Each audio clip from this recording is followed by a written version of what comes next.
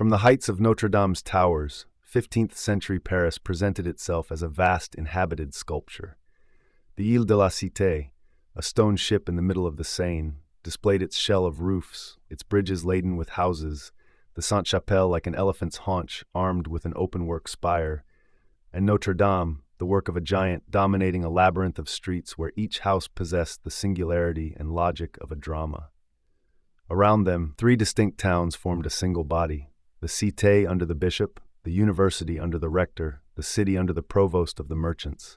Three physiognomies, three mingled songs.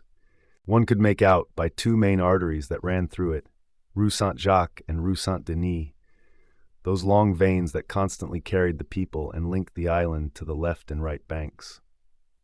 The university presented itself compact, the Montagne Sainte-Geneviève dense, cloisters, colleges, and abbeys mingled.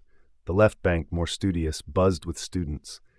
The right bank, vast, unfolded into quarters of princely mansions, royal palaces, markets, and halls, dotted with churches and girded by vast convents. The walls, successive belts of fortification from Philip Augustus, Charles V, and Louis V, made the city's growth visible.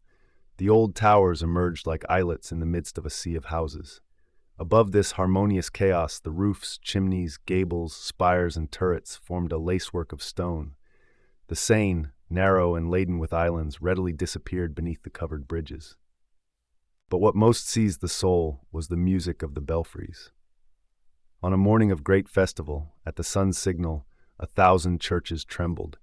At first scattered chimes, then a sonic column that rose, mingled and formed a sea of harmony.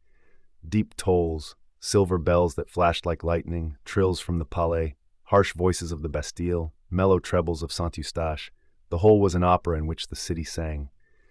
This symphony floated over the stone, over the royal gardens and the suburbs, and told life and history better than any map. Reconstruct this Gothic profile, set it against the horizon, see it in the winter mist or beneath a coppery sunset. There you have the old Paris, massive and alive, a chronicle of stone and shadow. Compare it with the Paris of later centuries, a collection of samples, and you will feel the loss of a unity that modernity will no longer restore.